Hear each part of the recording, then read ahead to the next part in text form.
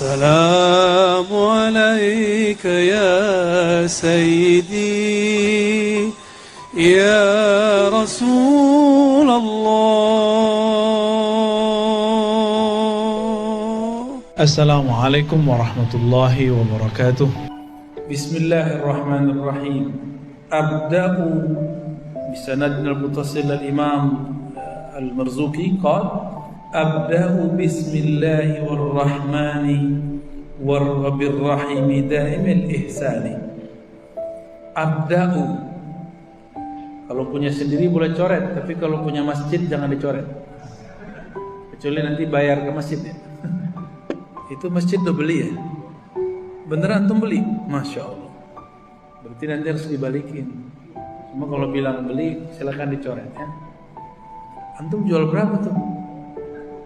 Udah murah banget. Udah dicoret aja biar bayar ntar sama mereka ya. Abda'u, aku memulai. Bismillahi, dengan nama Allah. Warrahmani, waw di situ cuma untuk menyesuaikan dengan ketukan nada ya, biar sama dengan belakangnya. Wabirrahmani daimil ihsani. Jadi sebenarnya aslinya Bismillahirrahmani. Kalau dibuat syair nazam, maka ada kaedah-kaedah yang harus disesuaikan. Maka ditambahkanlah waw di situ. Dengan nama Allah yang Rahman dan Rahim, daimil ihsani, yang daim ihsannya. Daim artinya langgeng, dawam, senantiasa. Ihsani, kebaikan-kebaikannya. Apa yang disebut bismillah? Bismillah itu coba dilihat. Kalau ditulis aslinya, bismillah itu kalau ditulis begini.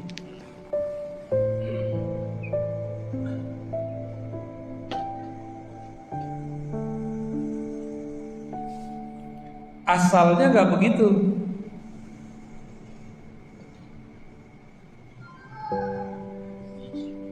Bagaimana? Coba lihat alifnya di mana? Tapi dalam ketikan tidak bisa ditulis seperti ini. Hanya bisa ditulis seperti versi di bawah. Kelihatan nggak bedanya? Alifnya setelah ba.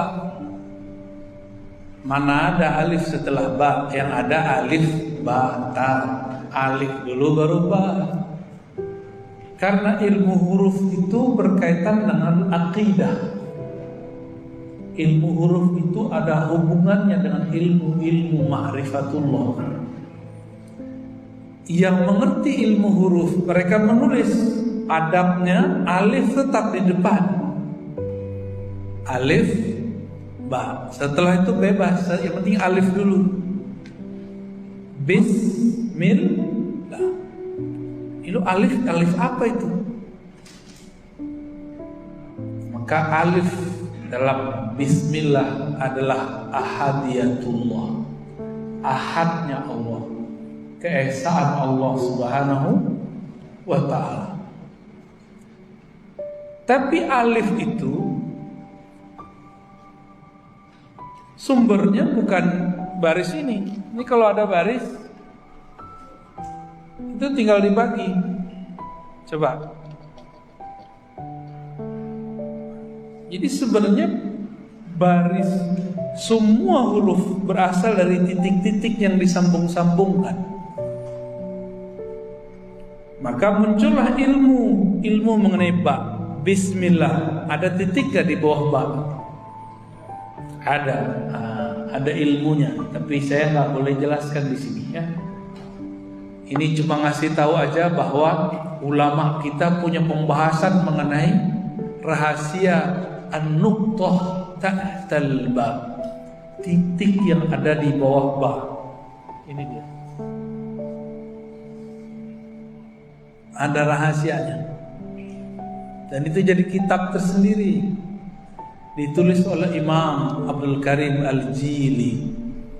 Beliau punya kitab rahasia tentang bismillah yang mengurai tentang titik di bawah ba. Ya. Jadi kalau ada kiai dulu membahas itu bukan kajian bid'ah, itu kajian ilmu huruf yang merupakan ilmu yang mahal. Karena ilmu huruf lafaz Allah kalau nggak ada titik, ada nggak tulisannya? Nggak ada. Semua huruf dimulai dari titik. Saya kalau mau nulis apa aja titik dulu, baru ba. Enak nggak? Jadi awal nulis titik dulu, H. Titik dulu. Apa aja mau ditulis titik dulu. Maka an-nuqtah itu simbol dari wahidiyah. Kalau ahadiyah Allah sendiri, kalau wahidiyah yang pertama kali. Nah, udah saya skip dulu, nanti jadi kepanjangan bahas titik. Nanti kata kawan sebelah yang gak paham, dongeng apa lagi nih? Dia gak paham, dia bilang dongeng ya. Kalau nggak paham, simak aja. Nggak ngerti tanya, jangan ingkar dulu. Nah, ulama kita dulu mereka sabar. Jangan ulangi kesalahan yang dulu pernah dilanggar oleh Sayyidina Musa.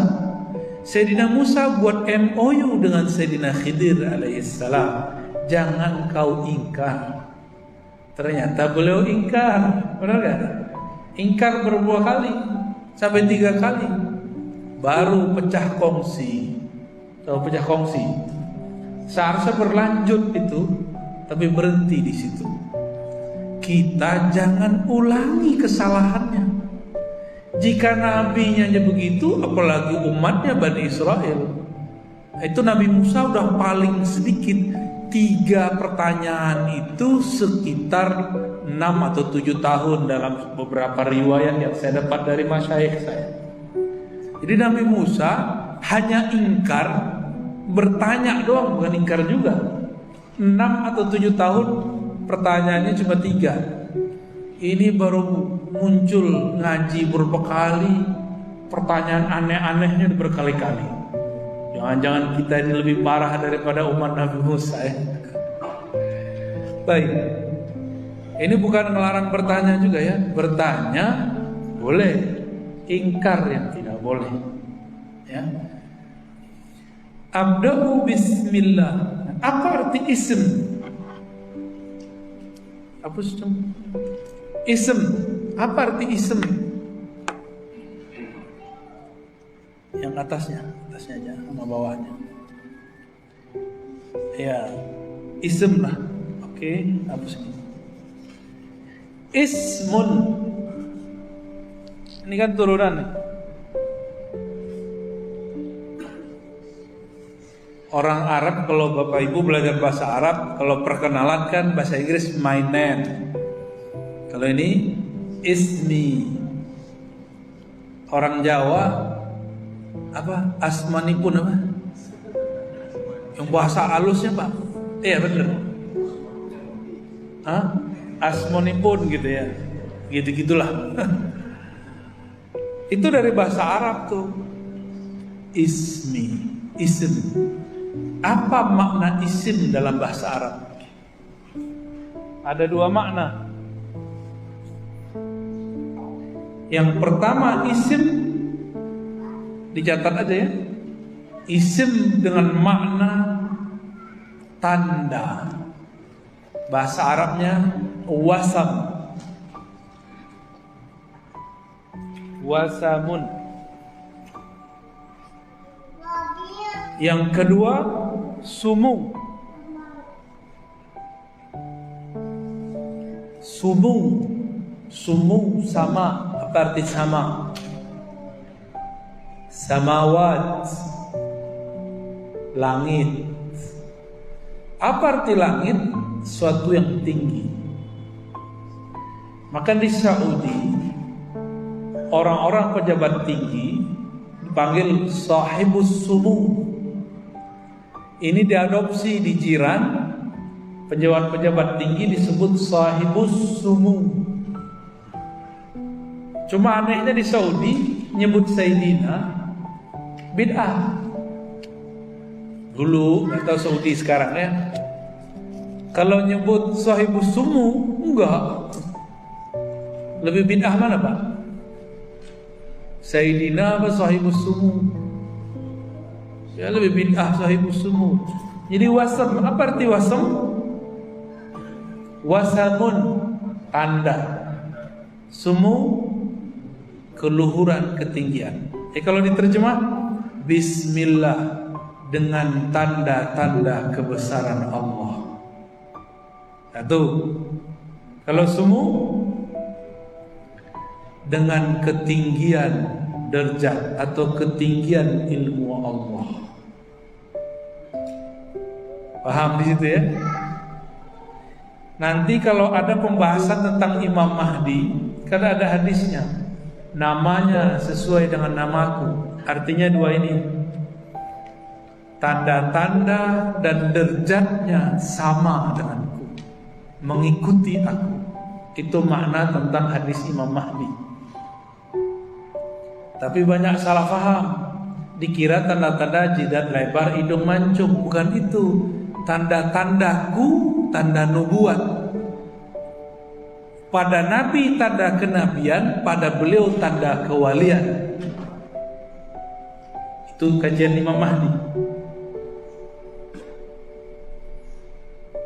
Tanda kerasulan, Rasul, maka tandanya kerasulan. Maka bagi seorang Imam Mahdi tanda kekhalifahan.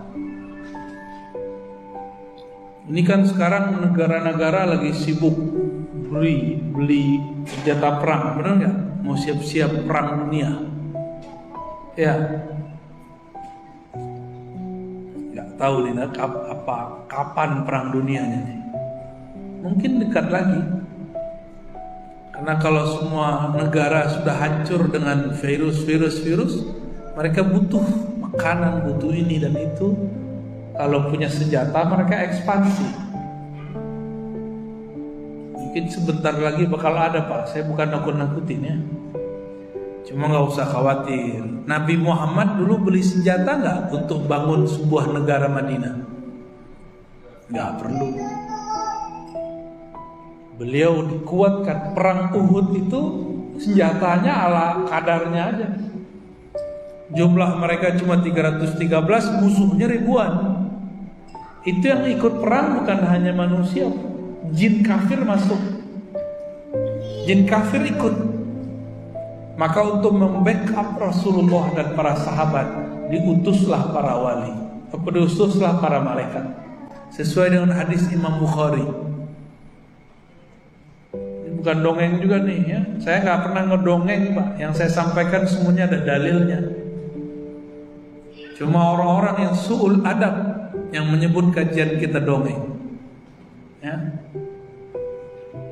Rasulullah dialog dengan Jibril. Wahai Jibril, malaikat yang ikut perang Badar bersamaku itu siapa? Sebagaimana kata Jibril, yang ikut Al-Badar itu orang terpilih di antara manusia, maka yang ikut berperang di kalangan malaikat adalah malaikat terpilih di kalangan kami. Makanya tangan belum nyampe, tonjokan sudah selesai. Itu bukan dongeng, itu asli. Ingkar kepada hadis ini bisa fasik, bahkan bisa kufur. Nanti Imam Mahdi seperti itu. Maka nggak perlu antum mikirkan beli senjata perang, nanti aja itu urusan negara aja tuh. Biar urusan Menteri Pertahanan tuh ya, urusan dia tuh. Gak udah urusan kita. Nggak bisa perang cuma dengan panah-panahan, main kuda, nggak bisa. Olahraga panahan, olahraga aja, gak usah mempersiapkan diri untuk perang akhir zaman dengan panahan. Tenang aja nanti antum. Kalau emang kita jadi tentara Al-Mahdi, gak perlu latihan-latihan seperti itu. Ya, kenapa? karena senjatanya Dajjal lebih dahsyat. Maka saya kalau panahan emang murni saya olahraga.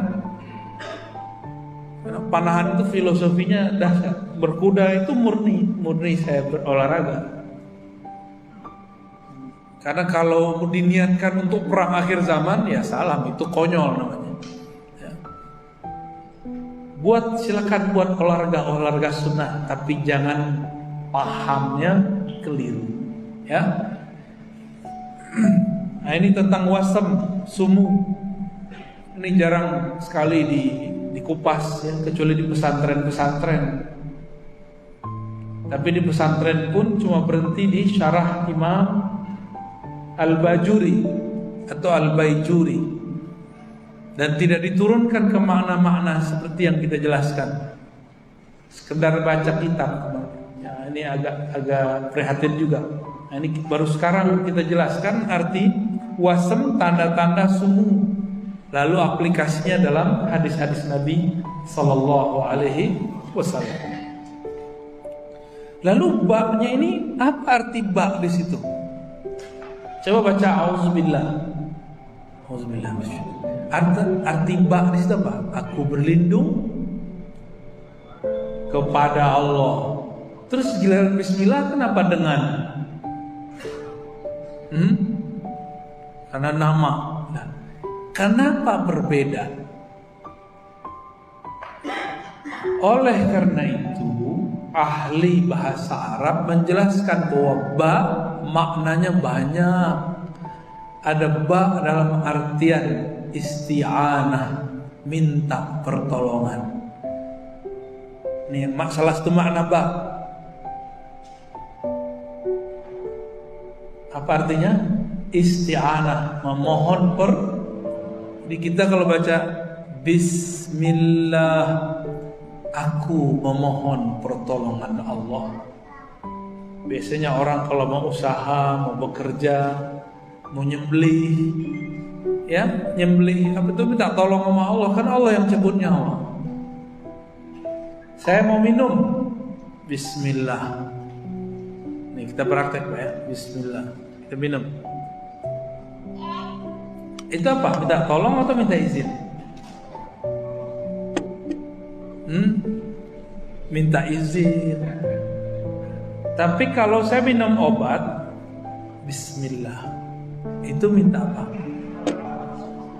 Minta tolong kesembuhan, minta kesembuhan. Orang Arab juga ngomong begini, wulidtu bi Makkah, aku lahir bi Makkah. Itu bi artinya di. Maka arti dari ba keterangan tempat. Bisa keterangan tempat. Tadi auzubillah. Auzubillah itu juga berarti isti'anah atau isti'azah, memohon perlindungan. Maka diartikan kepada. Ya, bi tapi artinya ila. Bi artinya ila. Gak pusing kan? Ini serba-serbi arti ba. Ini baru beberapa makna nih kita jelaskan. Kayaknya ubannya nambah nih. Kalau kita nggak urai, kapan lagi antum mengerti Bismillah? Ya.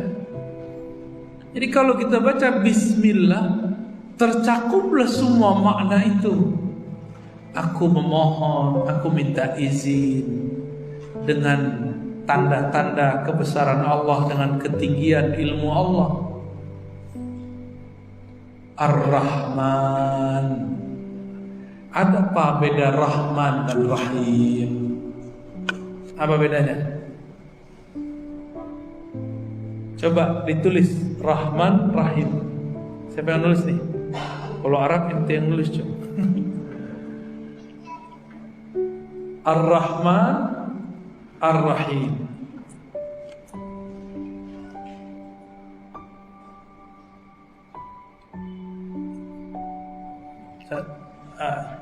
ditulis mimnya, alifnya Rahman. Dihapus saja, oke.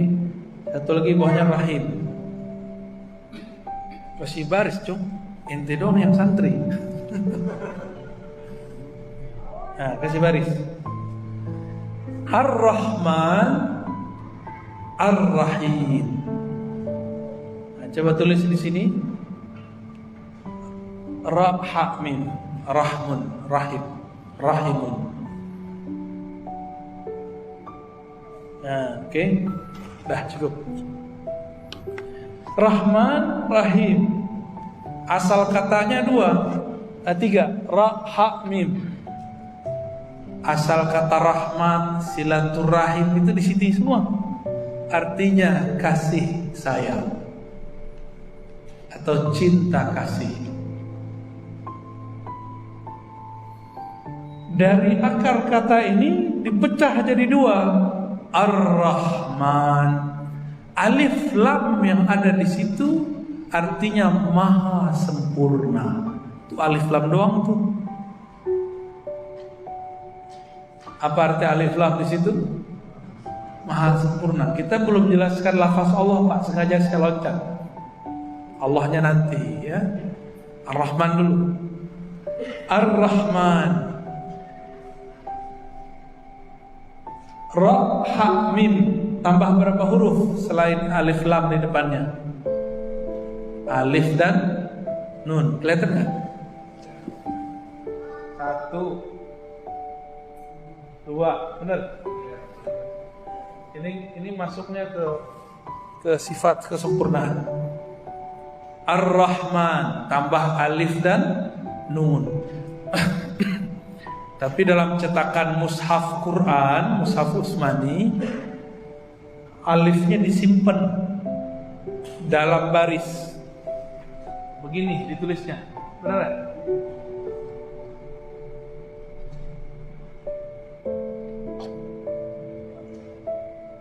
Jadi alifnya ditaruhnya di baris harokatnya. Jadi artinya apa? Sayang Allah yang mencakup dua huruf.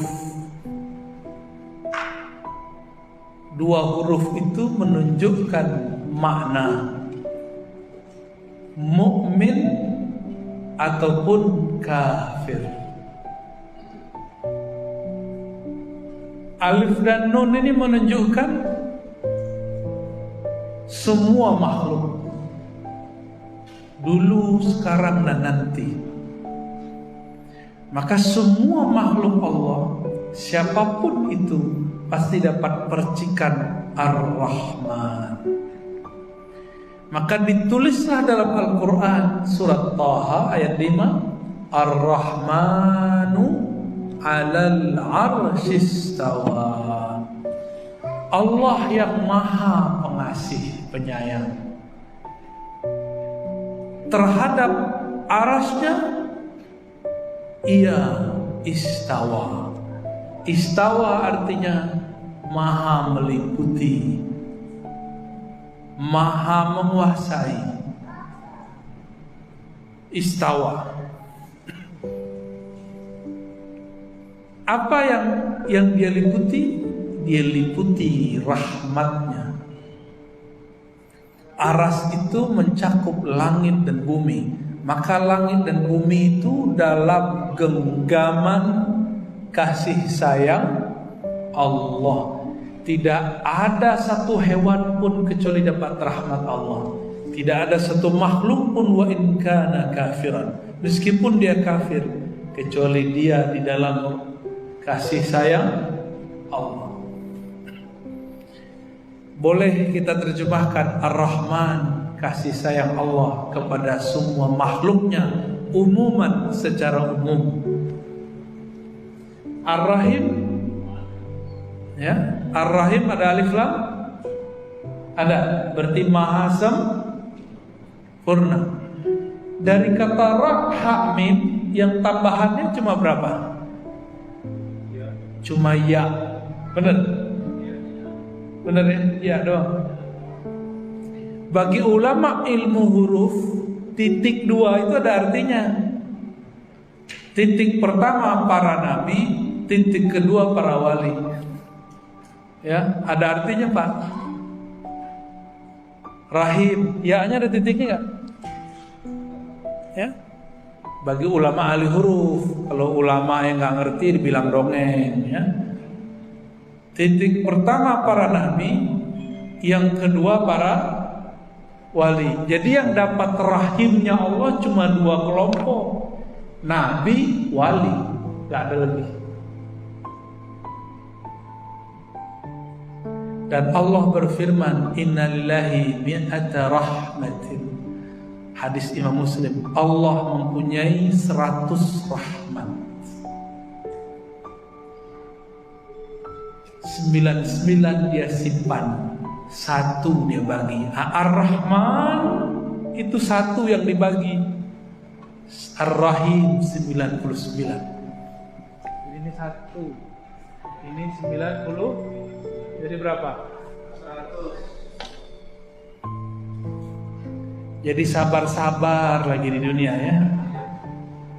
Jangan minta kenikmatan yang berlebihan. Jangan membayangkan kalau punya pasangan kita sempurna. Nggak ada. Sempurna nanti di akhirat. Baik suami kepada istri, istri kepada suami, anak kepada ayahnya, ayah kepada anaknya. Jangan berharap lebih. Begitu juga murid kepada guru-guru tidak sempurna. Yang sempurna cuma Allah, Rasulullah SAW. Ya, ini 99 itu dibagi kepada para nabi dan para wali, gak lebih. Maka wali nabi itu santai-santai aja Pak. Kaya dia syukur, miskin dia sabar. Senang dia tidak congkak, susah dia tidak kemudian mengeluh. Ini baru corona 2 tahun, kayaknya Allah udah gak ada jadi hati. Udah berani orang ngomong, kita salah apa? Kenapa kita dikasih corona? Salahnya ente ngomong begitu. Emang urusannya apa? Yang bikin corona kan manusia-manusia juga. Cuma Allah izin. Kalau orang buat corona diizinkan, ngelawan corona juga diizinkan. Ya. Kita ini bukan ahli kesehatan, maka kita melawannya dengan kerohanian. Yang diserang dengan virus kemarin banyak psikis manusia, benar nggak? Yeah. Orang dijauhkan, stres Pak, ingat mati terus tuh. Dan emang malaikat maut kan setiap saat melihat kita. Bapak ini setiap saat Bapak dilihat oleh malaikat maut. Saya sama. Udah begitu ditinggal. Ya diasingkan. Kayaknya kalau udah kena corona itu kayak makhluk buas sial. Ditaruhlah di tempat yang kemudian orang gak boleh masuk. Ya stres dia. Kalau dia tidak bersama Allah qalbunya, udah stres. Matinya bukan karena virusnya, matinya karena stresnya. Itu lebih banyak kita lihat. Banyak sekali. Dan alhamdulillah kawan-kawan kita yang dulu pernah belajar zikrullah, Allah dalam qalbunya, bukan hanya zikir lisan, bisa bertahan dalam kesepian itu. Sepinya bukan main tuh. Kayaknya mandang keluar matahari itu aneh, terbit matahari aneh, terbenam pun lebih aneh, mencekam semua. Yang pernah merasakan paham maksud saya ya, yang alumni lah ya, alumni COVID.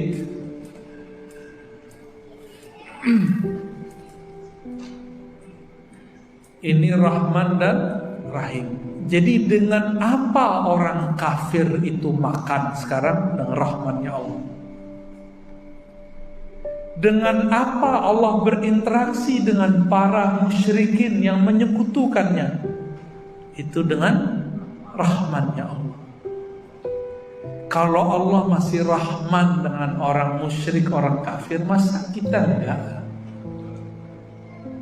Ya, itulah makna hadis. Hadis ini kami riwayatkan dari guru-guru kami. Saya sampaikan kepada kita semua Dan itu hadis yang pertama saya dengar dari beberapa guru, dari Syekh Sayyid Al-Habib Ali Al-Jufri, ya. Beliau dari Sayyid Abdul Qadir, ya, dari Jeddah. Saya juga dengar dari Kiai Ahmad Marwazi, orang Kuningan, Jakarta. Juga Syekh Tuan Guru Wildan dari Martapura. Ada Syekh Abdul Rabb An-Nazari dari Yaman.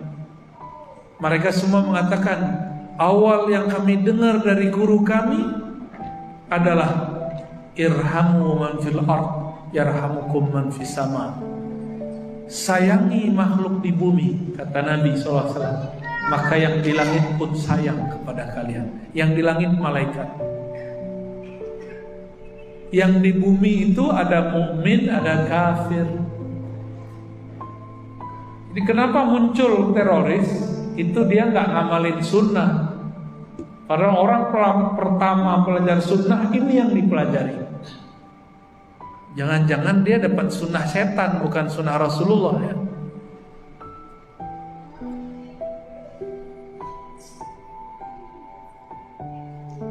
Jadi dengan apa iblis itu sampai sekarang punya kekuatan untuk menggelincirkan manusia? Karena Rahman. Dari awal penciptaan alam semesta sampai nanti kiamat, Rahman ini dibagi. Bayangkan cuma satu doang, dikit gitu. Tapi dikitnya mencakup dunia dan seisinya. Bisa dibayangkan Pak, sorga itu 99. Bisa dibayangin gak? Sorga itu belum cukup. Sorga itu baru beberapa, gak nyampe 99. Maka sorga dibagi dua. Ada sorga para nabi dan para wali, ada sorga mukmin biasa. Bahkan beberapa masyayikh kami mengatakan Rahman itu mencakup sorga akhirat yang diperoleh oleh mukmin, menikah, bini banyak. Tahu nggak teroris itu bunuh orang supaya nikah dengan 72 bidadari. Nah, itu Rahman itu. Kalaupun dia emang bisa bunuh orang dapat bidadari 72, boro-boro dapat bidadari, paling ketemunya malaikat Munkar Nakir dihancurin kepalanya. Pasti dihancurin kepalanya. Gak punya otak kok, ya. Udah jelas ayatnya begini, kok ayat itu yang kamu salah pahami. Digemplang itu Pak. Kalau nggak percaya meninggal aja dulu. Ya, ini kan ilmu tentang barzakh ini kan nggak bisa diakses dengan ilmu akal, dia bisanya pakai ruh. Yang ahli ruh bisa ngerti, kalau nggak ahli ruh nggak ngerti.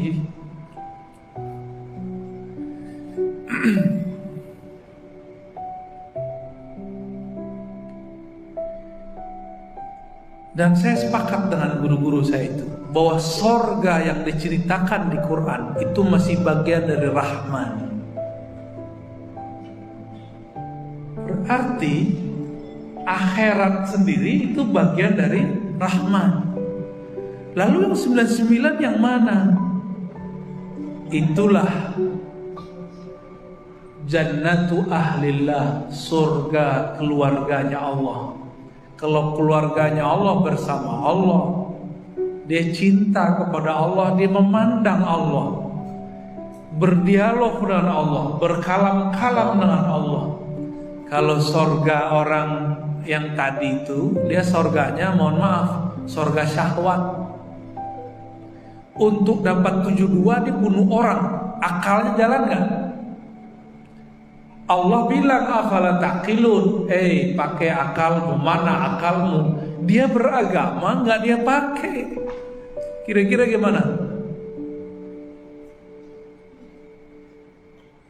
Masuk akal nggak Pak? Bunuh orang, ente dapat 72 bidadari.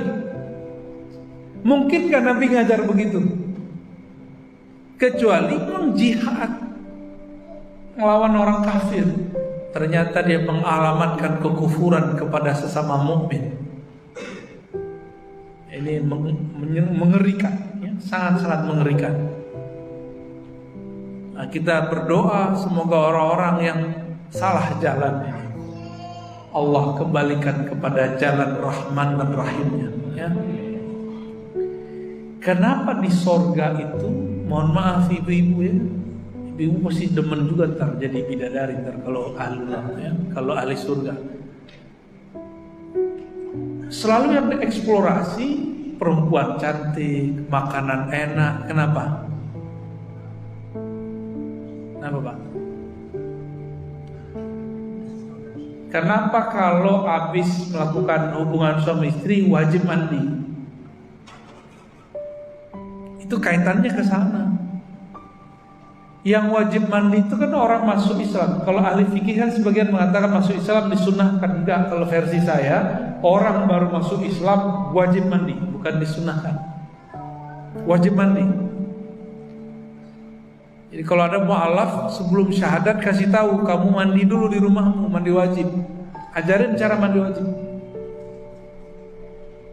Di sini ada yang mu'alaf nggak? Misalnya mu'alaf orang daftar, suruh dia.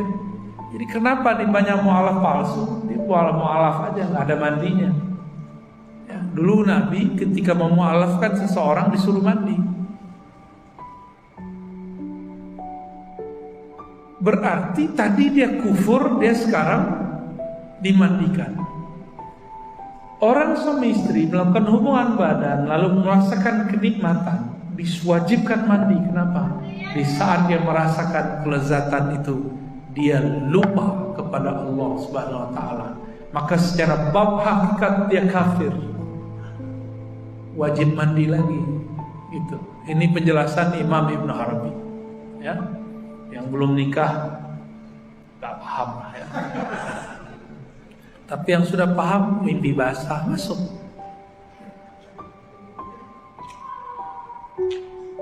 Di surga itu, surga tertinggi namanya Al-Firdaus. Allah izinkan penduduknya bertemu Allah, memandang wajah Allah 2 kali, pagi dan sore. Tapi sehari semalam di sana 1000 tahun. Pagi sampai sore 500, sore sampai pagi 500 tahun. Jadi ketika ahli surga memandang pagi, lalu Allah tutup tirainya. Menunggu 500 tahun itu mereka rindunya kepada Allah. Untuk menawar rasa rindu itu, untuk melawan rasa rindu itu, diberikanlah kenikmatan menikah sebanyak-banyaknya. Mau laki perempuan sama. Laki-laki perempuan diberikan kekuatan 100 laki-laki biasa, 100 perempuan biasa di dunia. Biar lupa Pak, ketika mereka lakukan hubungan hilang lagi pengingatannya, ya, lupa lagi, ulang lagi, begitulah 500 tahun kerjanya bikin anak mulu tapi gak ada yang jadi Pak. Nanti di surga. Jadi dalam pandangan orang-orang yang ahli ma'rifatullah, surga, hubungan-hubungan suami istri surga itu bukan itulah tujuannya.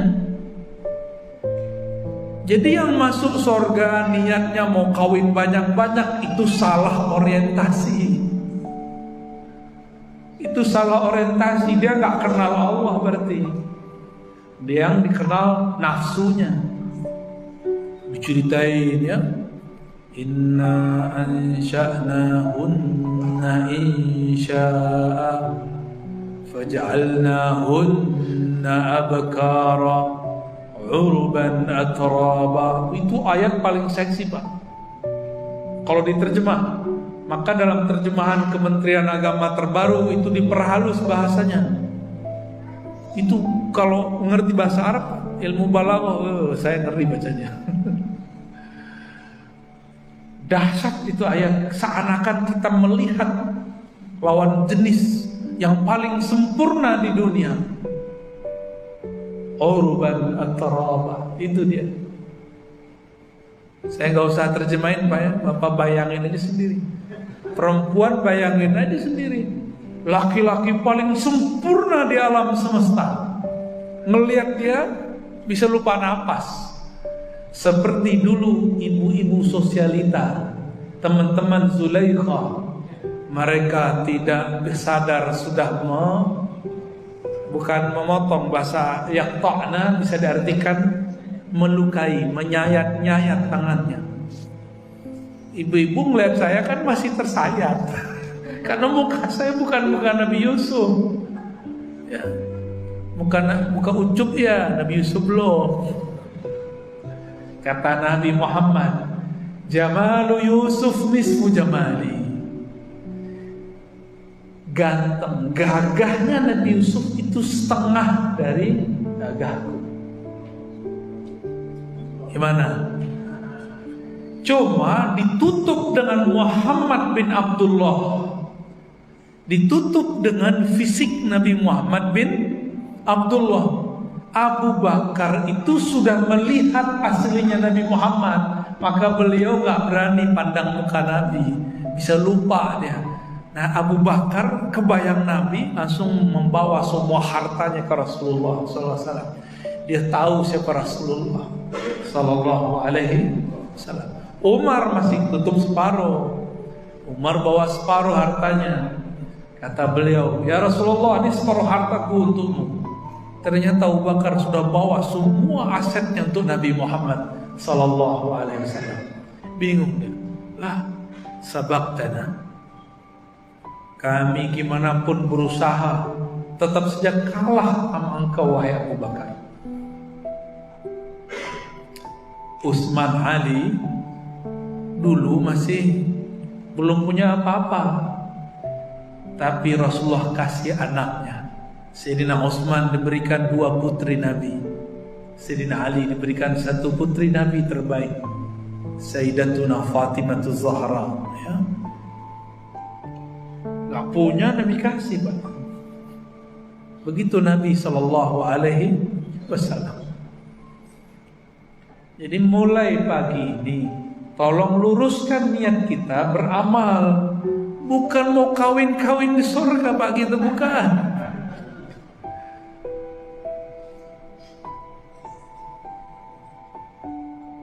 Orang kalau sudah ketemu dengan orang yang dia sukai, senangi, mungkin jabatannya, mungkin posisinya, mungkin hebatnya, kalau udah ketemu, dia nafsu syahwatnya lupa dia main di rumahnya. Inilah kejadian kenapa suami-suami cowok-cowok ini kalau udah asik nongkrong lupa sama istri di rumah. Benar gak? Protes lah istri di rumah. Bedanya kalau sudah hijrah kan nongkrongnya jadi majlis. Sama, istri protes juga. Karena nikmat nongkrong itu, apalagi nongkrongnya nongkrongin Rasulullah, bicarain Allah, nikmatnya bukan main. Lebih asik daripada di rumah. Mohon dimaklumi ya Bu ya. Makanya ibu-ibu ini harus punya majelis juga. Jangan kalah sama bapak-bapak ini, supaya satu frekuensi. Oh, ini yang dirasakan suamiku. Wajar dia betah di majelis, jarang pulang ke rumah. Aku relakan dia. Baru rela kita, karena dia bermajelis dalam majelisnya Allah, majelis Rasulullah Sallallahu Alaihi Wasallam. Rasulullah yang beliau tebar Rahman, Rahman, Rahman, Rahman, sayang, sayang, sayang. Maka majelisnya Rasulullah itulah inti dari surga yang paling tinggi. Maka beliau berkalam, itu maksudnya majelis beliau sendiri. Jika engkau melewati teman-teman surga, idza marartum bi riyadil jannah farta'u. Jika engkau lewat di taman-taman surga, maka mampirlah. Maksudnya majelis beliau itu. Nabi ini kan gak boleh songong-songong juga kan. Nabi gak akan ngomong kalau kamu masuk majelisku lewat, ya icip-icip lah dikit, gabunglah sini dengarkan.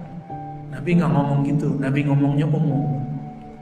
Ditanya, wahai Rasulullah, apakah itu? Masih Nabi kasih ciri umumnya. hilakul zikir, halaqah zikir, halaqah ilmu. Dan semua ilmu batal kalau tidak menghantarkan kepada Rahman dan Rahim. Dah gitu aja Pak. Ya.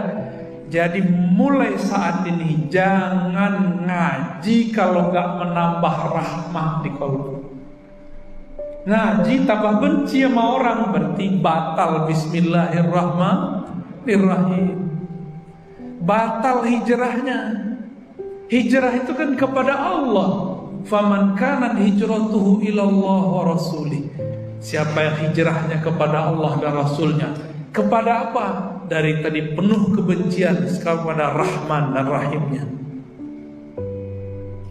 Maka Rasulullah dalam 2 ayat terakhir surat Taubah disebutkan kalau Allah pakai alif lam, benar? Nih alif lam kan?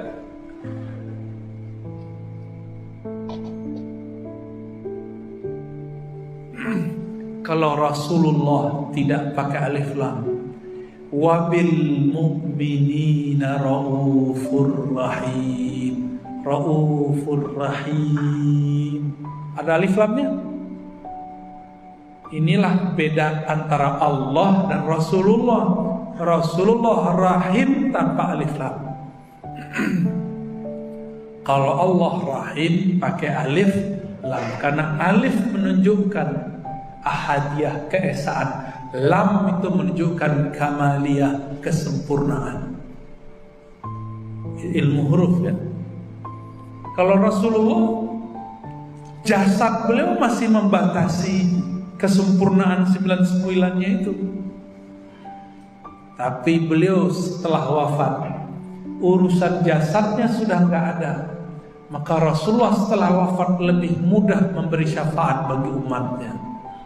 Ini kebalikan kelompok yang nggak mengenal Rasul. Dikira Nabi kalau udah mati, mati aja. Nggak ada. Sebenarnya kata mati tidak ada bagi Rasulullah. Mati itu cuma ungkapan perpindahan ruh dari jasad Muhammad bin Abdullah kepada Nabiullah, Habibullah yang beliau lebih leluasa. Maka Nabi mengatakan, jangankan kamu, bumi pun tidak berani nyakiti aku. Innallaha harrama 'alal ardi an ta'kula ajsadal anbiya. Allah haramkan kepada muka bumi, kepada tanah, kepada apapun untuk menyakiti tubuhku. Jadi tubuh Nabi gak hancur, apalagi ruhnya. Ya, ruhnya cuma pindah dimensi aja. Jadi sekarang kan antum nih baca salam ke Nabi langsung dibalas. Kalau dulu ya beliau diam, ruhnya yang jawab. Kalau sekarang bisa ruhnya hadir. Karena ruh tidak dihijab oleh tempat. Itulah yang dimaksud kenapa ada Habib guru-guru kita mengatakan Rasulullah hadir barusan. Itu maksudnya begitu. Bukan hadir jasadiah, tapi hadir secara ruhiyah. Yang bisa merasakan tentu ahli ruh. Kalau orang yang nggak mengerti ruh ya nggak paham. Ya. Baik. Jadi Rasulullah itu rahim, Allah itu ar-rahim. Maka untuk sampai mengenal ar-rahim mesti melewati rahim. Ya. Jadi wajib sholawat berarti. Ya.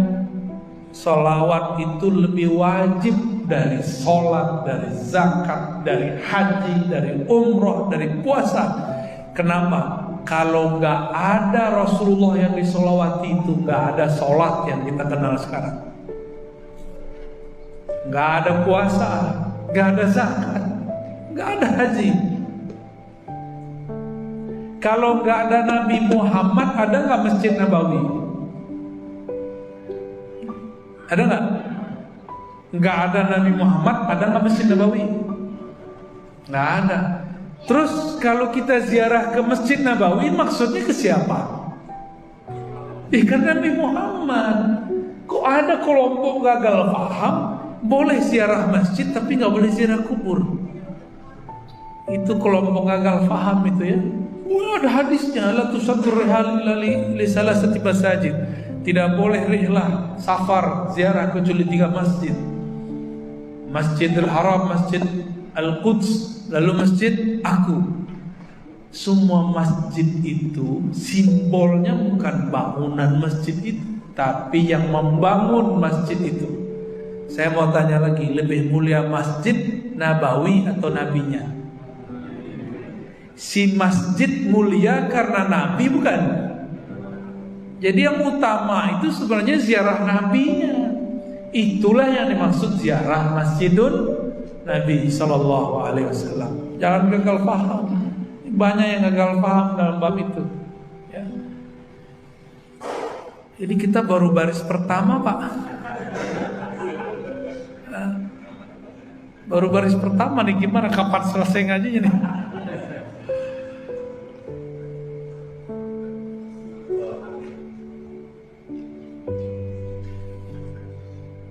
Tadi kita sudah luruskan, masuk surga bukan untuk kawin-kawin ya.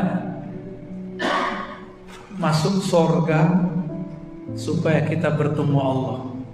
Tadi berapa kali orang ahlu surga yang paling tinggi, surga Firdaus. Surga di bawahnya nggak tahu kapan mau ketemu Allah. Yang dapat ketemu 2 kali sehari semalam cuma ahlul Firdaus.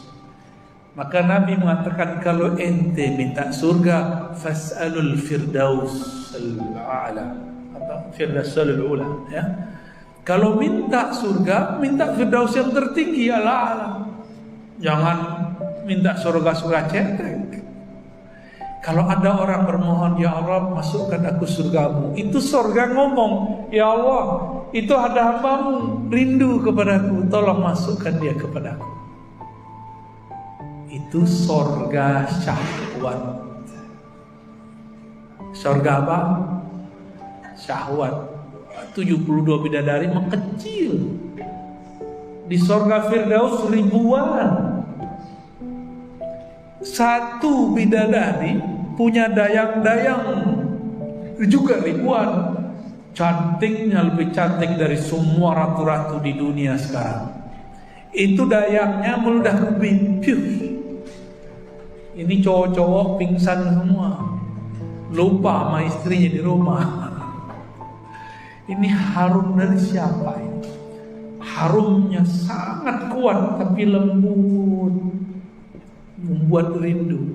Maka Nabi mengatakan jika bidadari surga meludah ke muka bumi, maka sepenuh bumi dipenuhi dengan atarah, bau harum parfum yang tiada tara.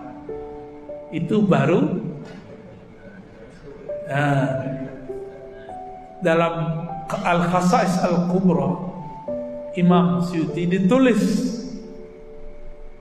bidadari itu saking beningnya urat-urat di badannya itu seakan tulisannya Ahmad Muhammad, Ahmad Muhammad. Kalau yang dapat ilmunya, jadi kelihatan itu kalau perempuan, mohon maaf ya, orang putih, itu pembuluh darahnya kelihatan nggak? Nah itu yang disebut terlihat dari belakang kain. Bening, beningnya bukan main. Itu goresannya seperti Muhammad, lehernya itu. Itu maksudnya apa? Jika Nabi Yusuf separuh gagahnya Nabi Muhammad, maka yang nempel pada bidadari itu adalah percikan daripada Jamalu Sayyidina Muhammad.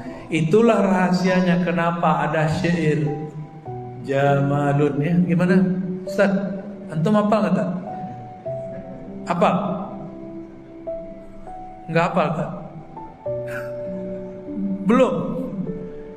Ada kan syair Jamal? Ya, gimana syairnya saya lupa itu ya. Ya Jamal, ya Jamalu gitu ya.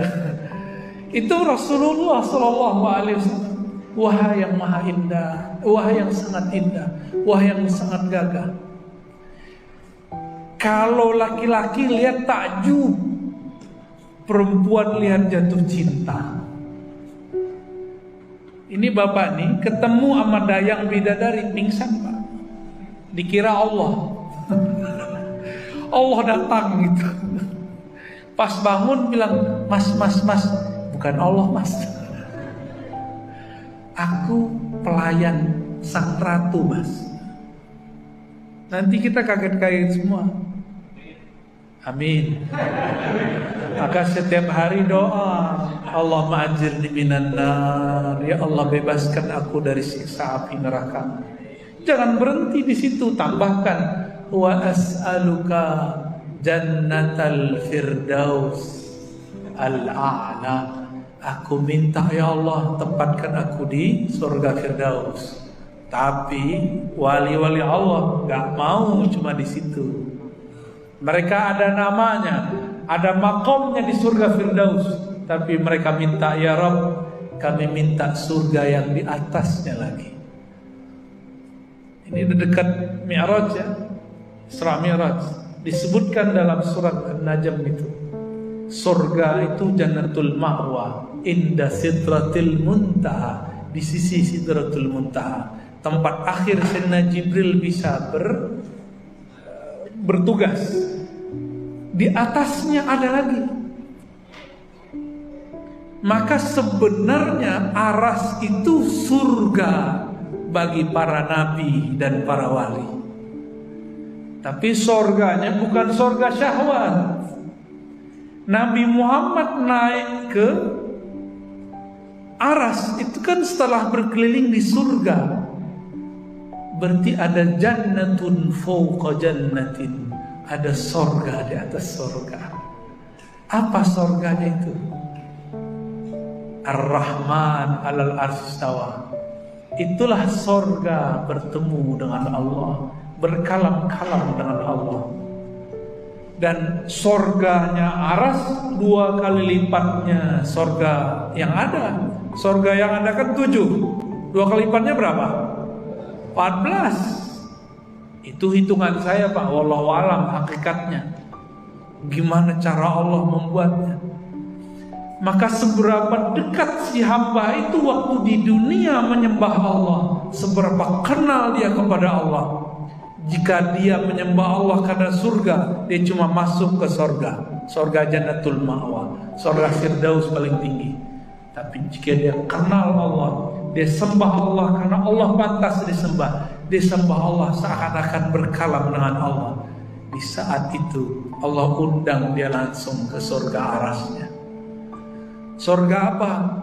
Jika tadi itu surga syahwat, kawin, makan, syahwat. Kalau ini surganya ru'yat. Apa arti ru'yat? Berpandang-pandangan dengan Allah, bertemu dengan pemilik surga. Saya Bapak undang ke villa Bapak ada di villa satu lagi. Saya minta ketemu, tapi Bapak nggak mau ketemu. Cuma mau pas awal datang sama keluar. Tapi kalau orang penting gimana? Malah yang punya villa bilang, Tuan, manapun engkau mau ambil. Tolong saya minta berkatnya. Itu kalau dia malah pengen lama-lama. Orang yang datang ke villanya udah pengen rehat, dia masih pengen ngobrol-ngobrol. Mumpung kesempatan. Begitu. Sama di sana juga sama. Dia ingin terus bersama Allah Subhanahu wa ta'ala.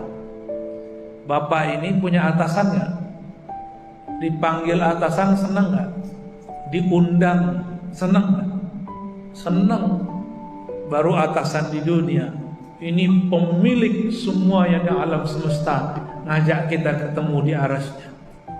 Jadi aras itu bagi kami yang belajar ilmu begini mengistilahkan dengan jannatur ru'yah, memandang Allah SWT surganya aras.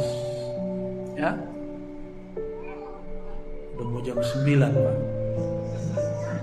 Nah, di ujung kalimat baris pertama, daimil ihsani, yang daim, yang dawam ihsannya, kebaikan-kebaikannya, yang daim, yang dawam. Apa arti ihsan? Ini kelihatan nih, makom penulis ini dia seorang wali. Dia tidak hanya ngomong Islam iman, tapi ngomongnya sudah sampai ihsan. Mukmin biasa dapat dua nikmat, Islam, iman. Tapi kalau wali Allah dapat Islam, iman, sempurnanya dengan ihsan. Ihsan itu nikmat ma'rifatullah. Islam itu nikmat ibadat zahir. Iman itu nikmat kolbu, nikmat percaya, nikmat keyakinan. Orang yang punya keyakinan itu hidupnya penuh nikmat.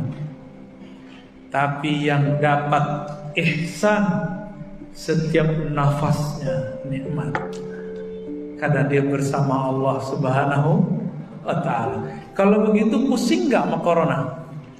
Santai aja ya. Oh nanti banyak khawarij, biarin aja mereka ya. Emang Allah diam?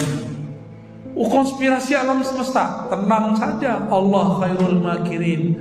Allah lebih baik konspirasinya daripada mereka. Kalau udah bersama Allah itu lebih santai. Inilah yang disebut dalam Al-Quran, ala inna awliya Allah. Sesungguhnya para wali-wali yang mereka punya Islam, iman, ihsan,